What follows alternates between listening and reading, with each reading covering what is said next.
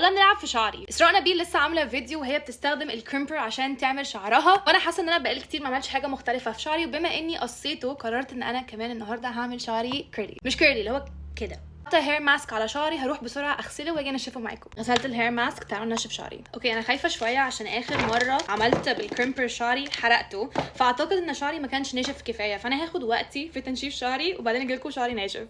بوصل بقى للمرحله دي ان انا خلاص نشفت شعري وبيصعب عليا ان انا اروح جايبه بتاع واحرقه، بس انا عشان انتهيت الفيديو ده لازم اخلصه، فانا هستنى رباعيه كده عشان اتاكد ان شعري نشف. بعدين ما ادوس على الروتس هسيبها تنشف وهاجي اعمله كريمب معاكم. اوكي نزلتكم هنا وجايبه كليبس عشان اعرف اقسم شعري، اللي هو الميديوم اوبشن مش اعلى حاجه عشان مش عايزه احرقه المره دي. انا بس عماله افكر هل اجيب مرايه ولا استخدم السكرين كمرايه. هنشوف. اوه ايه الجمال ده. اوكي hear me out. No, but like hear me out.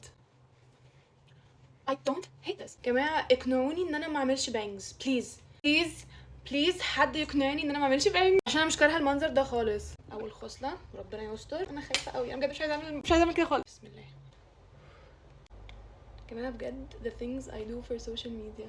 انا بقى ده اللي انا بكرهه. انا هقعد اعمل كده في كل خصله؟ لا استنوا بقى وهجيلكوا لما الشعر كله يخلص. اوكي ده منظر الخصله، هجيلكوا لما اخلص شعري كله، لان انا مش هتصور كل ده. مش هعمل ترانزيشن، مش قادره. فكروني ما اخدش القرار ده تاني.